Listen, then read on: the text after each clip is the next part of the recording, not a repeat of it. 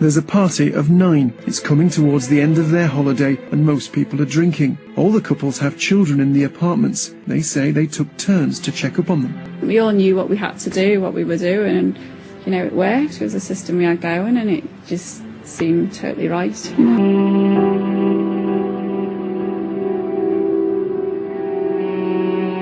It was the 5th night. We reserved the table at 8:30. By 9, everybody was there. It was on the 3rd check, which is my check, that I went. And I discovered Madeleine had been taken.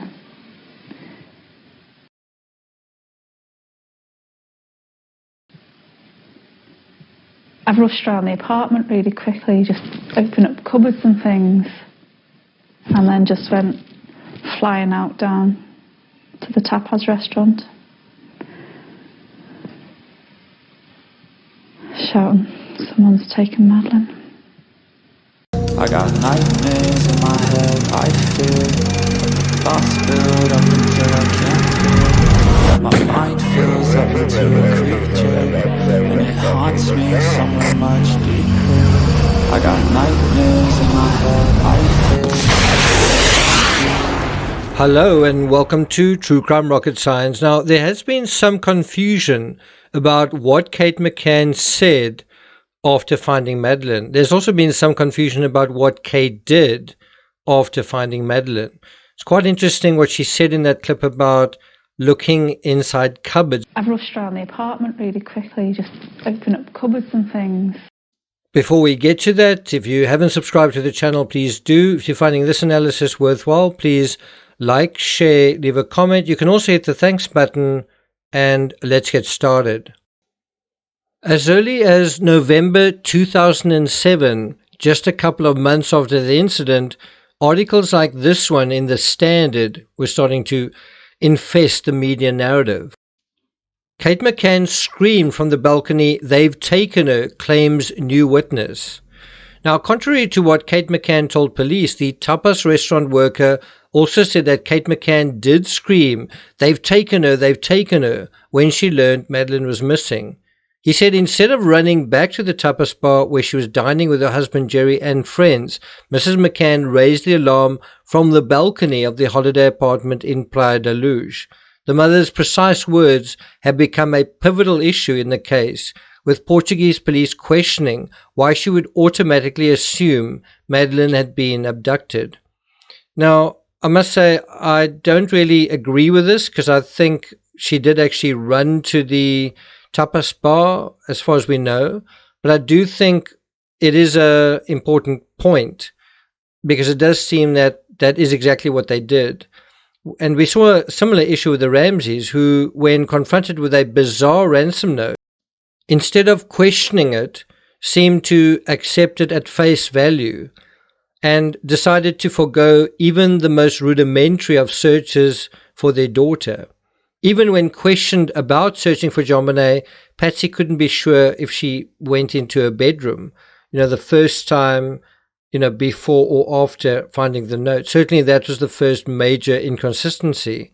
In a sense, if you think about it, Kate saying they've taken her, or, if that is what she said, that's a summary of what supposedly happened to JonBenet. They've taken her. They, a foreign faction, have taken her, JonBenet. Anyway, let's go back to that article from The Standard.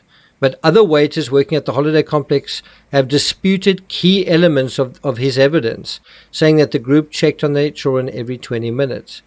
Yesterday, the McCann spokesman, Clarence Mitchell, furiously denied the claims. He said, "This is all lies. Kate has consistently and categorically absolutely denied that she said that on the veranda." Now, I must say, to be that categorical about such a apparently minor a point does make you wonder what the heck is going on here. And then he goes on to say, but in the evening she may have said it at some stage as a general remark. So it's this weird categorically denying something, but it may actually have been said later on.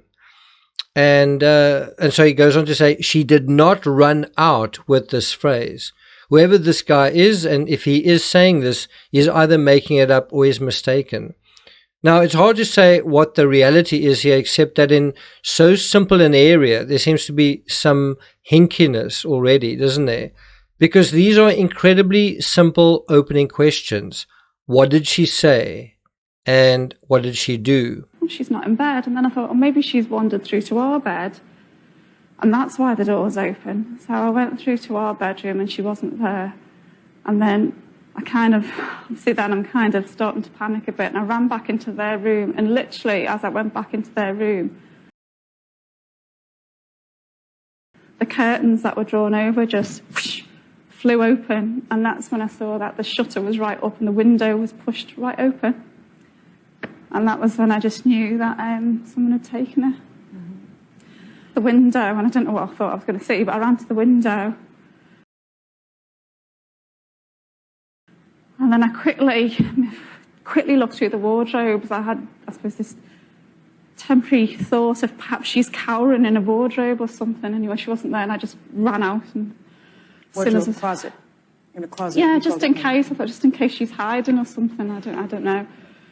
And then I just went flying out the back door and ran to Jerry, and just as soon as I saw the table where they were sitting, I just started shouting, someone's taken her, Madeleine's gone, you know. And it's difficult because we don't want to go back and generate publicity, because I know a lot of local people don't like that or resent that. And whilst we have some really good friends in Praia da Luz, I know some people would like it to go away. So when I go to Praia da Luz, I go quietly. And this is really the ransom note of the McCann case. You know, was the checking system really sensible, or was it bogus like the ransom note? Because if you accept it was happening the way they said it was, it didn't really make any sense. And consider the hinkiness around the Ramsey ransom note. Did they pick it up? It appears they didn't. Did they read it? It appears they hardly read it. Did they hand it to one another? It appears not. When the time for the kidnappers came to call, and, you know, when that came and went, they either didn't notice, or if they didn't mention it. That in itself is strange. The note says don't call the police or involve the FBI. They called the police and involved the FBI.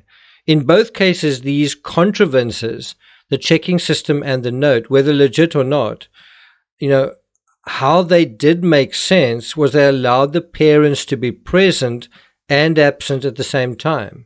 The Ramsey note actually allows someone else to be present, meaning they were absent through the fact that someone else was present, except this is in their own home.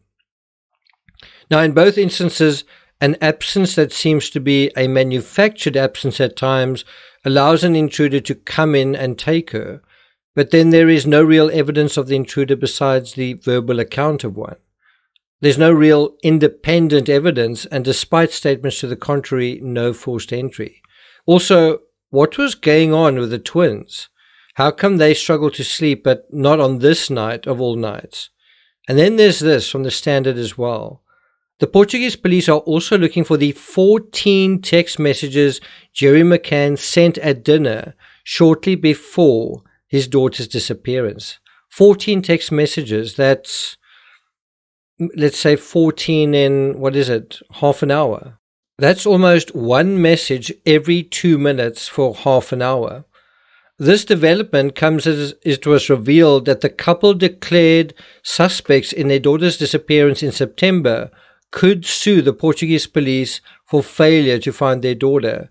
The couple could sue for an estimated £1 million if the investigation is closed, it was reported. The McCanns were cleared in July 2008, just as the Ramseys were cleared in the same year. Well, except Madeleine McCann's parents have not been ruled innocent.